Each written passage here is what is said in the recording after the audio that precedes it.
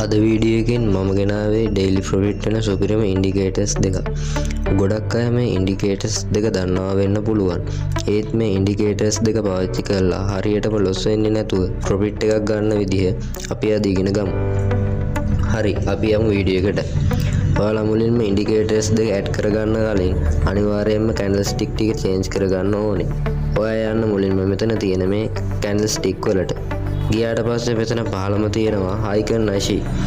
ඉතින් මේකට චේන්ජ් කරගන්න ඕනේ. ඊට පස්සේ ඔයාට මේ විදිහට තමයි මාකට් එක බලා ගන්න පුළුවන්.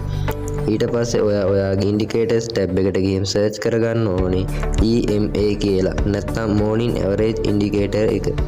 මේක ඔයා ට්‍රේඩින් view එකට ඇඩ් කරගන්න ඕනේ. ඒ වගේම තමයි කවුරුත් දන්න RSI ඉන්ඩිකේටර් එක. මේක තමයි අපේ දෙවෙනි ඉන්ඩිකේටර් එක. මේකෙන් අපි ට්‍රේඩින් view එකට ඇඩ් කරගන්න ඕනේ. මෙතනදී අපි කරන්නේ ඉන්ඩිකේටර් දෙකේ කස්ටමයිස් කරගත්ත සෙටින් වලට ට්‍රේඩ් කරන්න යන එක. ඉතින් මේ කස්ටමයිස් කරගත්ත සෙටින් වලට ඔයාලට පුළුවන් සුපිරියටම ට්‍රේඩ් කරන්න.